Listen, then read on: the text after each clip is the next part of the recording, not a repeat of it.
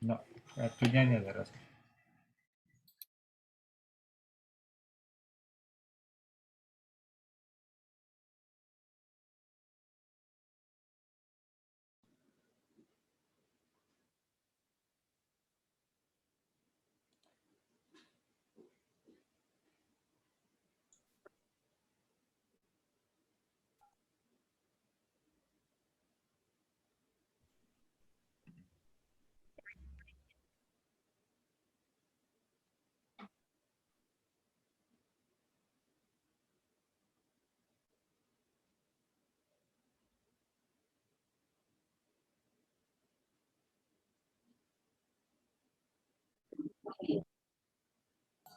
Esperemos un minutito, por favor, a que se conecten el resto de compañeros.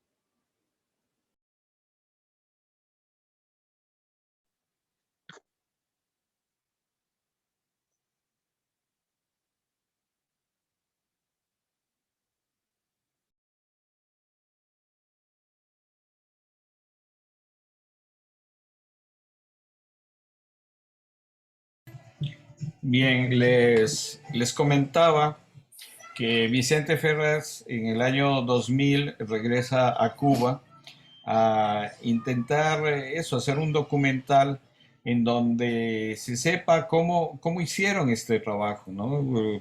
Realmente un trabajo de ingeniería espectacular, que eso, bueno, los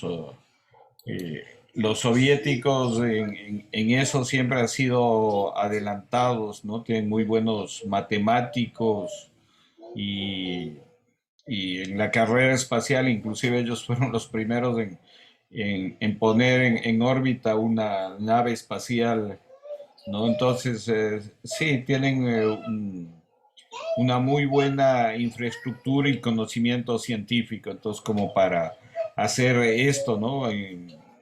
Estas estructuras, ¿no? Cuando habla funicular es como un ascensor.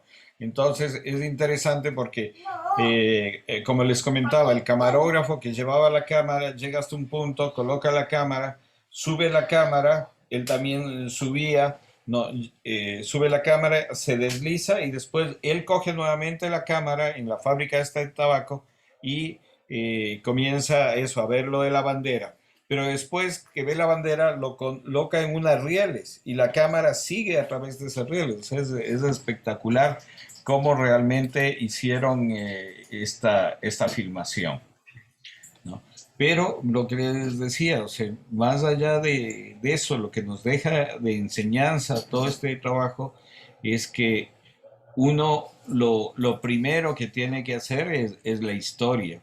Igual les voy a proyectar una parte más adelante en donde ellos relatan justamente cómo comenzaron a trabajar todo este proyecto, ¿no? Y el contexto. No sé si hasta aquí alguien tiene alguna pregunta, algún comentario. No. Entonces, sigamos viendo un fragmento de esto y seguimos comentando, por favor.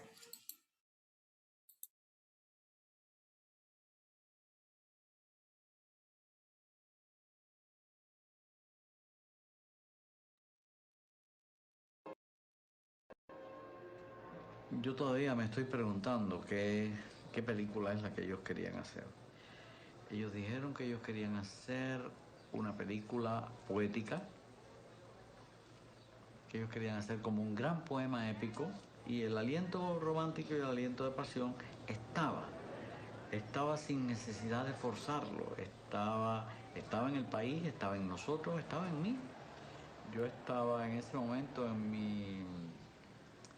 mi euforia de una pasión romántica con los hechos de la revolución, todo lo veía en grande, todo lo veía de esa manera épica, epopéyica. Es decir, para mí era una escuela también, era un aprendizaje, era interesante eso, ese proyecto. Y me entusiasmaba la idea, ¿no? Esta película en realidad se estrenó y se guardó. Es decir, esta película no solo en Cuba, me parece que en todas partes. Una película desconocida, incluso desconocida para muchos cubanos en este momento que tú le hablas de Soy Cuba y no saben qué cosa es Soy Cuba.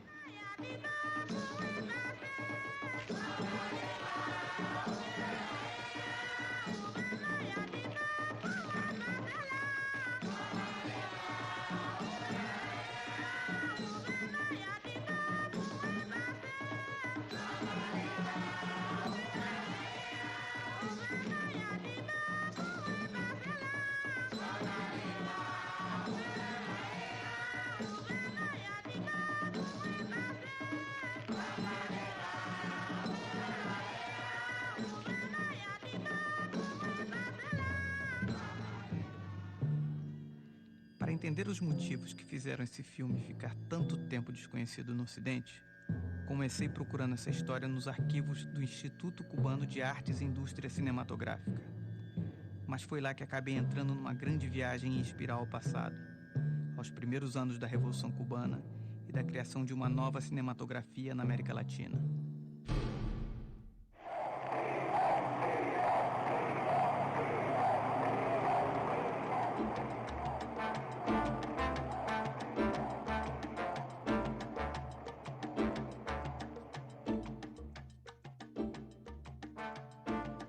Um dos primeiros decretos do governo revolucionário foi a criação do ICAIC, o Instituto Cubano de Artes e Indústria Cinematográfica.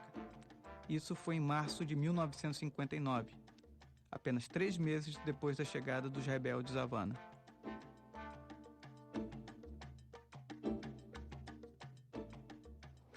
La creación del ICAI para los actores fue algo extraordinario. Poder hacer cine y actuar en cine, francamente, era algo impensable antes de estos momentos. Aquí específicamente en el ICAI, dentro del mundo del cine, todos estábamos aprendiendo y haciendo todo. Todo lo que nosotros pasamos, todo lo que había que inventar para poder hacer algo que valiera la pena, sin recursos y sin nada. A mí me parece que esa fue una de las épocas más lindas que tuvo el ICAI.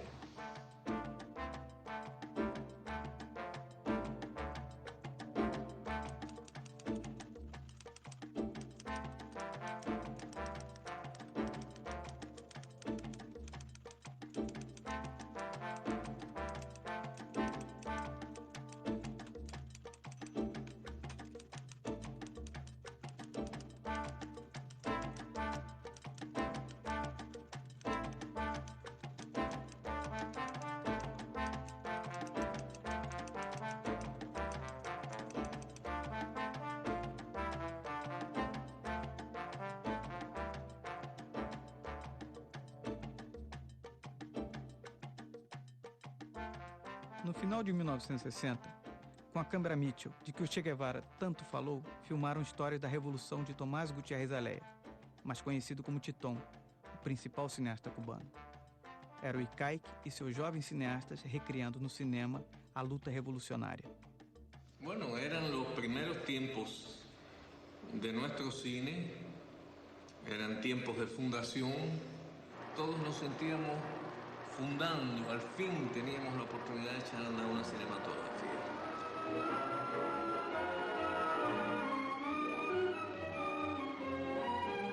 En La Habana y a través de toda la República, el público acude entusiasmado al estreno de Historias de la Revolución, la primera película cubana revolucionaria producida por el Instituto Cubano del Arte e Industria Cinematográficos. Nosotros estábamos muy ligados al movimiento neorrealista y muy particularmente a César Sabatini, a la nueva ola francesa, porque nosotros necesitábamos ayudas y las buscábamos por todas partes. Que venga todo el mundo, que todo el mundo sea diferente y que nadie nos marque.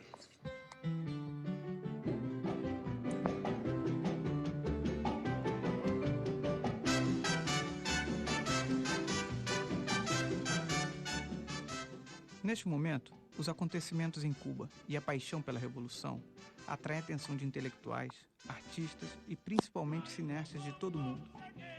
Eles desembarcavam em Havana para acompanhar de perto e filmar todo o processo revolucionário.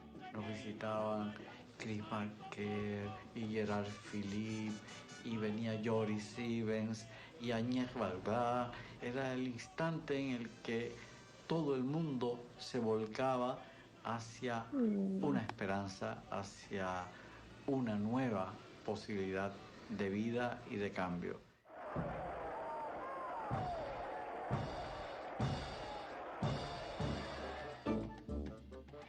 Eram dias inesquecíveis. No início dos anos 60, a Revolução Cubana vivia um período de muito entusiasmo e participação popular. Tudo e todos se transformavam rapidamente. Era um esforço de todo um povo para vencer o subdesenvolvimento. Se trata de unos días especiales, se trata de un momento, de una época histórica singular. Era la etapa de los sueños y la etapa de la efervescencia, la pasión renovadora. Estaban en boceto todos los proyectos humanos, sociales, afectivos. Había muchos cambios. Había muchas ilusiones, la gente tenía muchos deseos de trabajar y muchas esperanzas de que íbamos a tener un mundo mejor. De acabar con los conceptos viejos, de mejorarlo todo. Era la integración también de la raza. Había mucho entusiasmo, había muchas cosas concretas ya. Los primeros años era como una fiesta de algo nuevo. Yo creo que fue una buena época para nosotros, a pesar de que ya empezaban las escaseces. Era un momento que podía ser muy duro. Era el momento de la gravedad también. Cuba e os Estados Unidos rompem relações diplomáticas. Era o auge da Guerra Fria e, ao mesmo tempo, do avanço revolucionário. Pela velocidade dos acontecimentos, a ilha parecia que estava no olho de um grande furacão. Nesta mesma época, os cubanos encontram apoio e solidariedade bem longe, do outro lado do planeta. Com a saída dos norte-americanos, a União Soviética se aproxima da ilha, oferecendo apoio total para sua revolução. Bajo las banderas del marxismo-leninismo.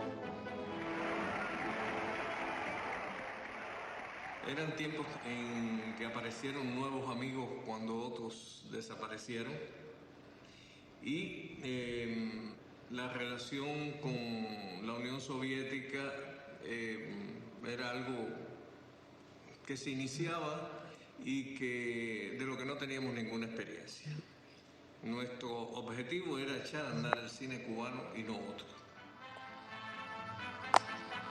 Mande. Ya voy. El presidente del Instituto Cubano del Arte e Industrias Cinematográficos, Alfredo Guevara, da la bienvenida a los artistas y directores soviéticos Irina Skotseva, Sergei... Foi em 1961 que desembarcou em Havana um grupo de trabalho do Comitê Estatal de Cinema da União Soviética. Eles vinham com a ideia de realizar um ambicioso projeto, mostrar ao mundo a epopeia da luta revolucionária através da primeira coprodução cinematográfica entre os dois países. Dos pueblos distantes entre sí se acercan y conocen a través de expresiones artísticas. Ellos plantearon hacer una película sin todavía una idea fija de lo que se iba a hacer, una idea elaborada, de solidaridad, de amistad con Cuba, en que ellos querían expresar la simpatía por la revolución cubana, y ellos fueron los que propusieron a Kalatozov, y a partir de Kalatozov conocimos un equipo de colaboradores que realmente fue extraordinario. Alfredo me llamó, con Alfredo estaba Julio García Espinosa, estaba Saúl Yelin, y bueno, el planteamiento, yo estaba recién llegado a Alicay, el planteamiento era que yo ayudara, que apoyara, que tratara de ser una especie de asesor, le aportara imágenes, conocimiento de anécdotas, le presentara personajes, etcétera, lugares y demás, a este equipo de realizadores soviéticos que me explicaron que eran muy significativos, muy importantes, por cuanto eran los que habían realizado películas como Cuando vuela la cigüeña, que había tenido el León de Venecia, que eran Kalatozov, Furusievsky, que yo los conocía de referencia, y que venía Evtushenko, el poeta Evtushenko, a quien yo sí no conocía ni tenía referencia de él, y que era un poeta muy importante en ese momento, etcétera, y que bueno, que él los apoyara en este sentido, que les proporcionara imágenes y elementos de información.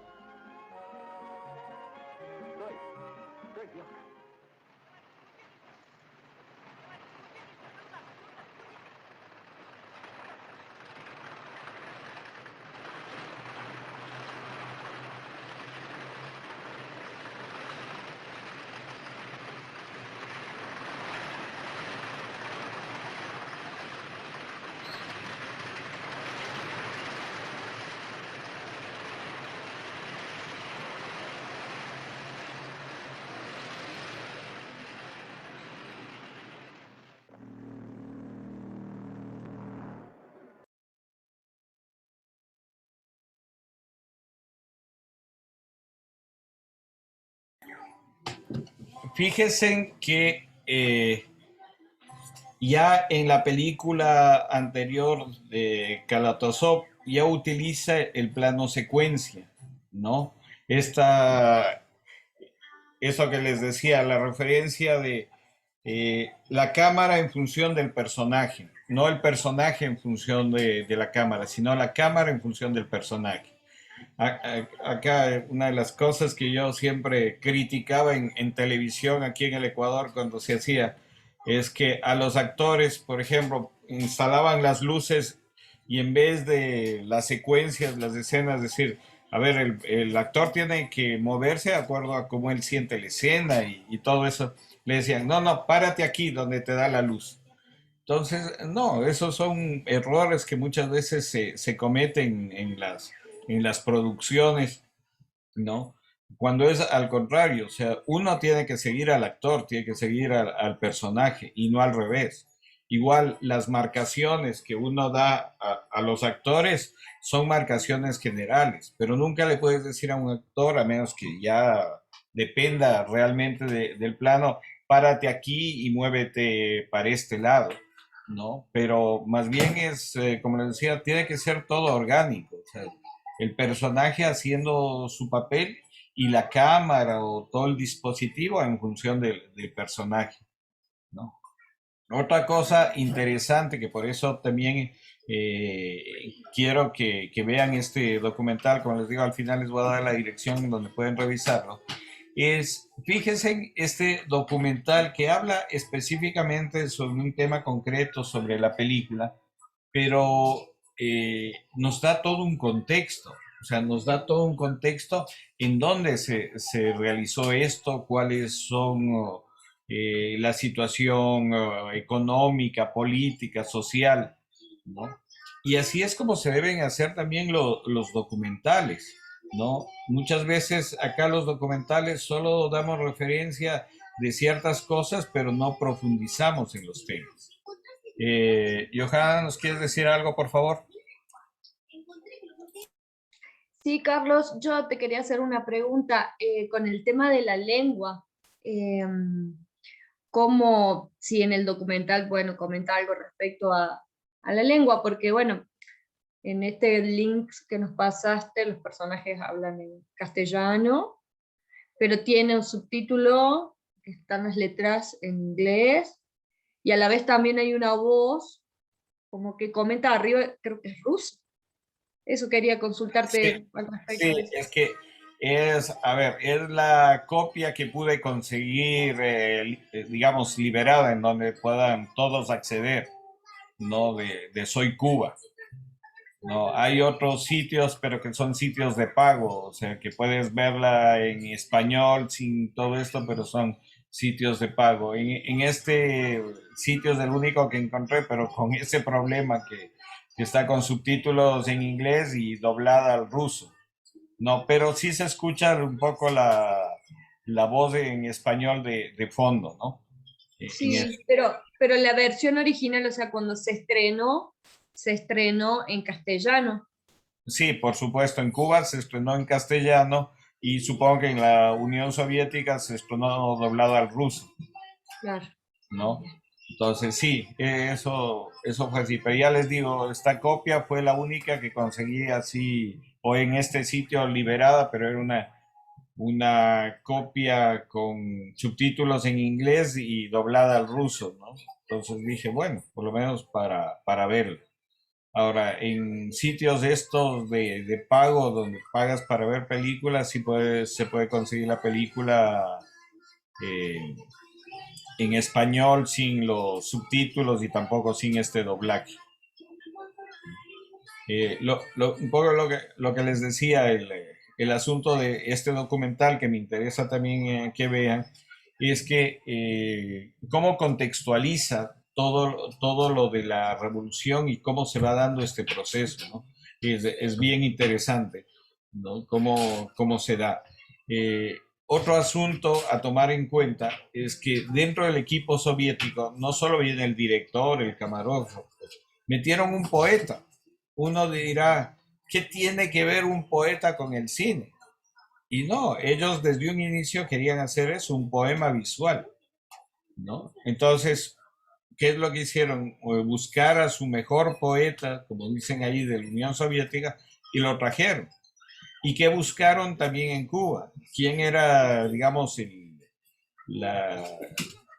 sparring del otro lado? Era también un escritor.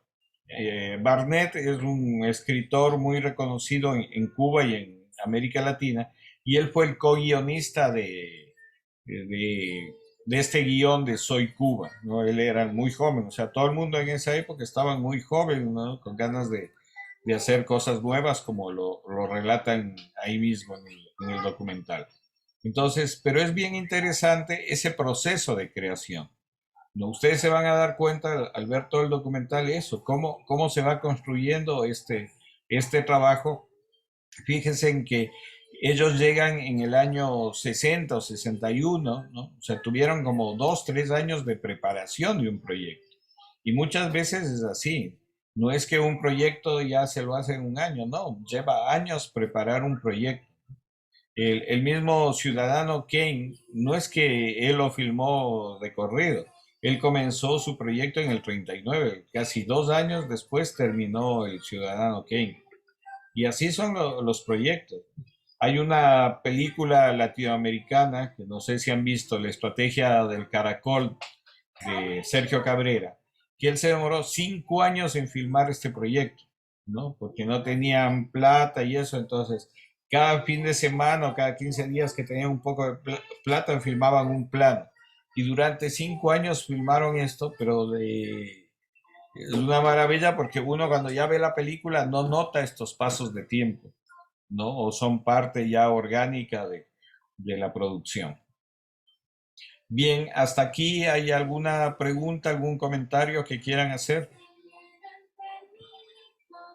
Sí, Johanna, por favor, te escuchamos. Sí, yo te quería consultar también sobre los actores y actrices, porque bueno, ahí en el documental recién veíamos que era justo el periodo en el cual se inauguraba el Instituto de Cine en Cuba. ¿Y qué pasa con los actores? ¿Eran actores de teatro o no eran actores y se postularon? ¿Cómo fue ese proceso? No, sí, efectivamente, muchos de ellos son actores de teatro, ¿no? Sergio Corrier y que inclusive no se acordaba que había participado en la película, en esa escena, y él era el protagonista en ese momento, No, sí, eran actores de teatro, pero también, un poco con la experiencia ya soviética, utilizaron actores o no actores, gente de la calle. Por ejemplo, el zafrero, tengo entendido que es eso, es un zafrero, ¿no? O sea, hicieron un casting de personajes naturales que les dé eso que querían ellos representar, ¿no? Entonces, sí, es bien interesante que el proceso, o sea, combinaron actores, ¿no? Que había de los grupos de teatro en esa época, pero también combinaron con actores naturales, ¿no? Que participaban en ese momento. Bien, vamos con Vladimir, por favor. Sí, Carlos, tenía una inquietud acerca de, bueno, nos explicaste acerca del tema de los derechos que los adquieren este par de directores y, bueno, compran toda esta cuestión. Pero entendería que esta película tiene un carácter patrimonial para Cuba. Y más o menos, ¿cómo es la perspectiva, la visión en cuanto a esto, ¿no? O sea, esa película, al ser realizada por digo, este instituto gubernamental, pues, ¿tiene algún tipo de derechos en Cuba o cómo sería la cuestión? ¿A quién le pertenece la película como tal? Esa es la pregunta. Sí, tengo entendido que la película básicamente les pertenecía a los soviéticos por el tema de derechos, ya que ellos pusieron, a ver, en el tema de derechos, quién tiene el capital? Es quien pone la plata, ¿no? O sea, el productor, digamos, el productor es el que tiene los derechos, o sea, el que financia una producción es la que tiene derechos, digamos, los derechos de explotación comercial. Pero hay derechos que se llama intangibles, los derechos, por ejemplo, que tienen el escritor, los derechos de la música, el director y los actores, ¿no? Son derechos que, o sea, te paga regalías, digamos. Entonces, depende cómo negocies, ¿no? Muchas veces cuando negocias, tú como director, por ejemplo, te contratan para algo, te dicen, te pagamos de una sola y no tienes reclamo posterior. O tú puedes decir, no, yo quiero acogerme a que tengo no recuerdo bien la tabla, un 2% o un 5% de la explotación comercial, ¿no? Así es como actualmente se negocian los derechos, igual con los actores. A un actor le pueden decir, a ver, te pagamos esto eh, de una sola, tú firmas un contrato en donde no tienes derechos a reclamar más, ¿no? Porque ya se te ha pagado bien, no firmas un contrato en donde cedes tus derechos. O también puedes decir, no, yo necesito que me paguen una parte, pero que mi 2% o 1% de la explotación comercial me sigan pagando. Entonces depende cómo negocies los derechos. En el caso de esta película, tengo entendido porque Cuba no tenía plata, no tenía capital, más bien necesitaba ayuda. Como vieron, inclusive en el documental hay una carta del Che diciéndoles que Japón quería donarles todo un estudio a cambio de azúcar, que es lo único que producía en ese momento Cuba. No, a cambio de azúcar, donarles un estudio de cine. Entonces, todo el capital, digámoslo así, o sea, los equipos, la película, todo eso pusieron los rusos. Por eso es que tengo entendido que Mosfilm, que es como el ICAI de Cuba, de los soviéticos, ¿no? Tenían los derechos. Y tengo entendido que Scorsese y Coppola compraron los derechos justamente a Mosfilm para explotar la película, ¿no? Para eso, pasarlo a 4K y difundirlo. Bien, no sé si con esto quedó claro este tema de los derechos. ¿Alguna otra pregunta que deseen hacer? ¿Algún otro comentario? ¿No? Bien, les quiero proyectar un pequeño fragmento más, ¿no? Y con eso concluiríamos hoy, porque me interesa más bien que vean el documental ¿no? Y en base a eso también comentaba.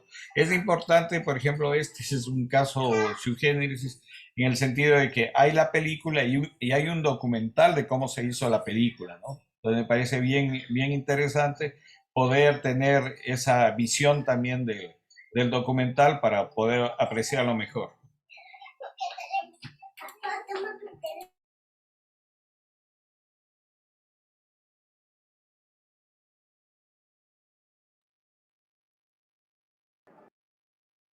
Bastante emocionado, desembarca no aeroporto José Martí em Havana.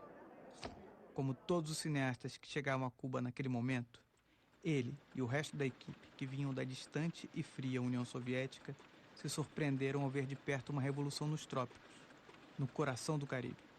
Y entonces nos vimos realmente ante una oportunidad excepcional, porque cayó en La Habana lo mejor de la intelectualidad ruso-soviética. No digo que Kalatozov fuera el más grande de los directores, pero sí tuvo la virtud de conectarnos con lo que quedaba de aquella época.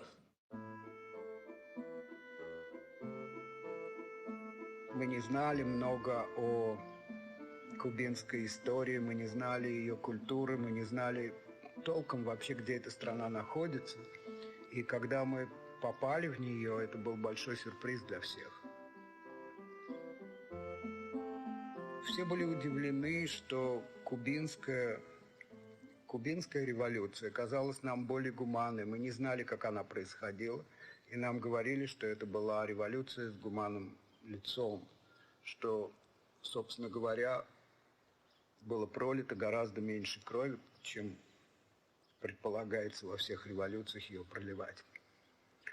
А потом я стал думать по-другому, но в тот момент мы все были очарованы тем, что мы видели на улицах девушек, одетых в военную форму, которая называлась «зеленая форма», оливково-зеленая форма, и их называли милисиана, и это было как-то очень странно, потому что этого не было в России. Мы видели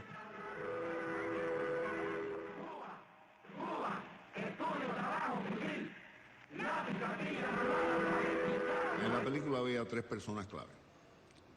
Uno era Kalatozov.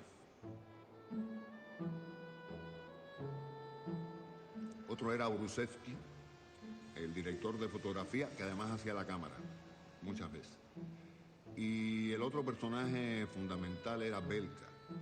Belka era la asistente de dirección y la esposa de Brusevsky.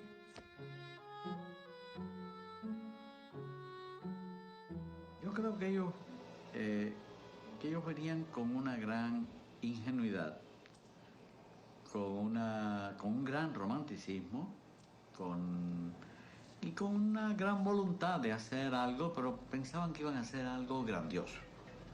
Querían verlo todo, conocerlo todo, saberlo todo.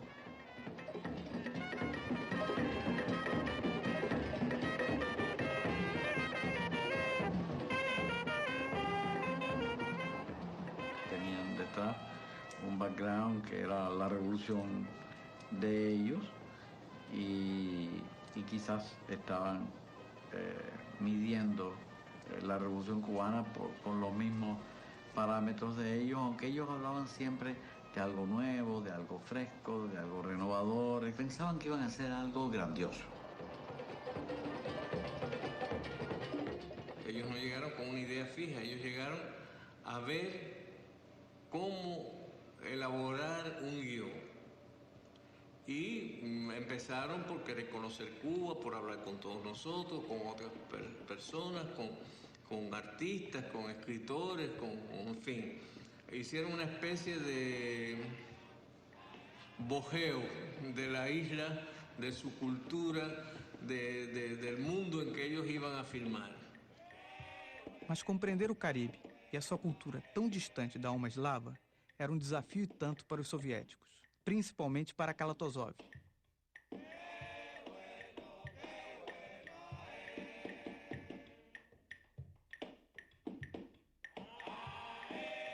A mí me llamaba mucho la atención la actitud de Kalatozov de quedarse en el carro y mirar las cosas un poco desde la ventanilla del carro, aunque fuera una cosa, por ejemplo, extraordinaria, que yo le presentara, lo que yo pensaba que era extraordinario, tal cosa es extraordinaria, vamos a verla, y él se quedaba dentro del carro, y un poco yo decía, verá todo, la vida la mirará así, un poco desde lejos, desde una posición cómoda.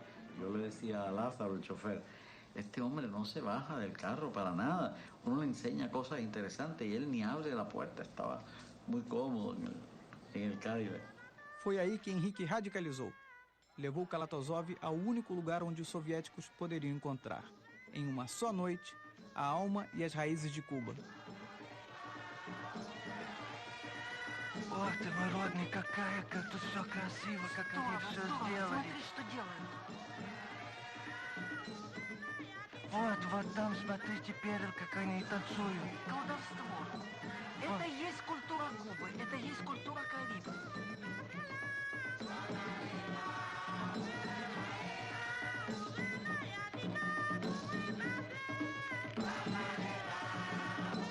Вот такое нам надо всегда писать, чтобы это было на память.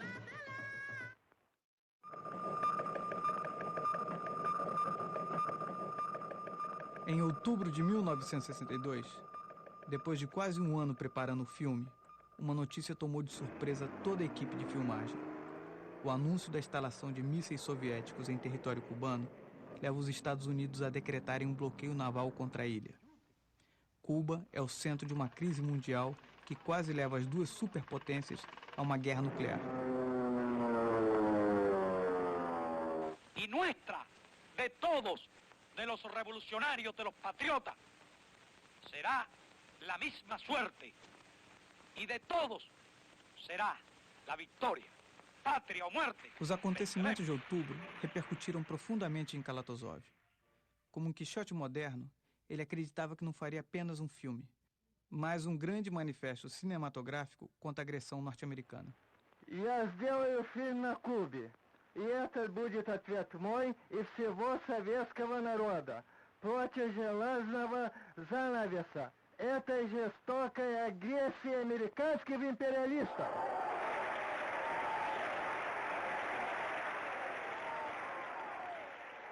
Yevtuchenko, o poeta mais famoso de sua geração, também estava convencido de que aquele filme que realizariam em Cuba tinha que ser um grande poema épico para defender e divulgar a Revolução Cubana no mundo inteiro.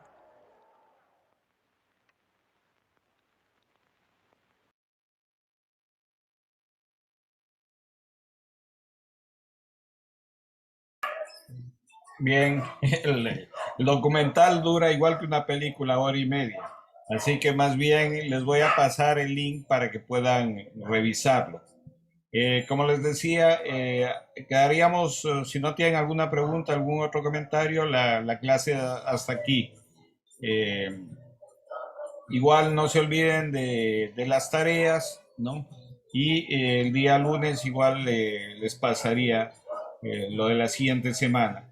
Y estoy trabajando la segunda etapa del taller y como les comentaba, espero que ya pase todo esto de la pandemia porque quiero plantearles también algunos cambios, de pronto hacer algo más de producción también para las personas que les interese como parte de este taller.